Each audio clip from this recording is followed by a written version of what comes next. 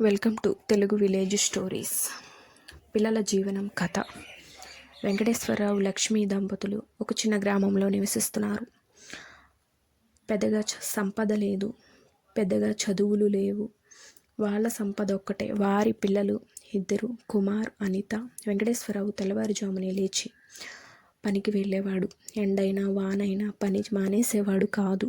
లక్ష్మి ఇంటిని చూసుకుంటూ పిల్లలకు మంచి అలవాట్లు నేర్పించేది. ఆమె పిల్లలకు రోజు చెప్పేది, ఎంత చదువుకున్నా సరే మనసు మంచిగా లేకపోతే ఆ చదువు వృధా. కుమార్ చాలా చురుకైనవాడు. చదువుల్లో ముందుండేవాడు, కానీ కొంచెం అహంకారం ఎక్కువ. ఎవరైనా సాయం చేయడం కన్నా తన గెలిపే ముఖ్యం అనుకునేవాడు. అనిత మాత్రం నిశ్శబ్దంగా ఉండేది. తల్లికి పనులు సహాయం చేయడం, తండ్రికి నీళ్లు తెచ్చివ్వడం ఆమెకు అలవాటు. ఒకసారి స్కూల్లో కుమార్ తన క్లాస్మేట్ని అవమానించాడు. విషయం ఇంటికి వచ్చింది.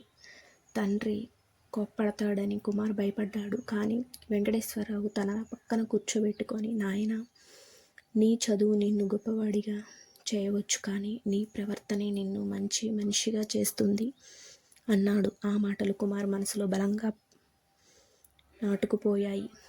ఆ రోజు నుంచి కుమార్ తనలో మార్పు తెచ్చుకున్నాడు. క్లాస్లో వెనకబడిన పిల్లలకు సహాయం చేయడం మొదలుపెట్టాడు. టీచర్తో మర్యాదగా మాట్లాడేవాడు.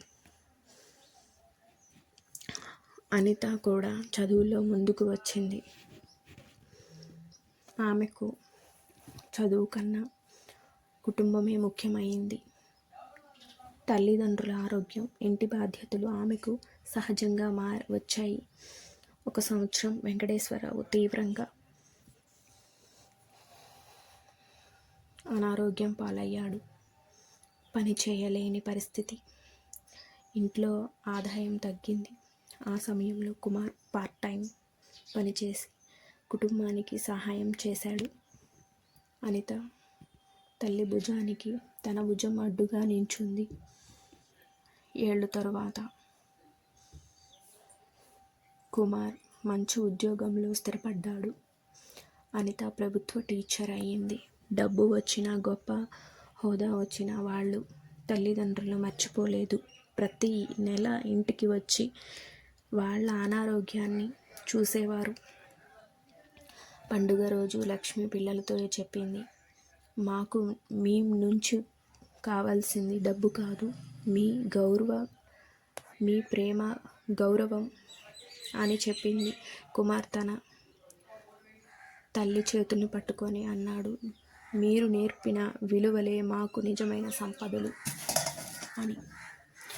మా వీడియోస్ మీకు నచ్చినట్లయితే లైక్, షేర్, కామెంట్. మరికొన్ని మంచి కథల కోసం సబ్స్క్రైబ్ చేసుకోండి.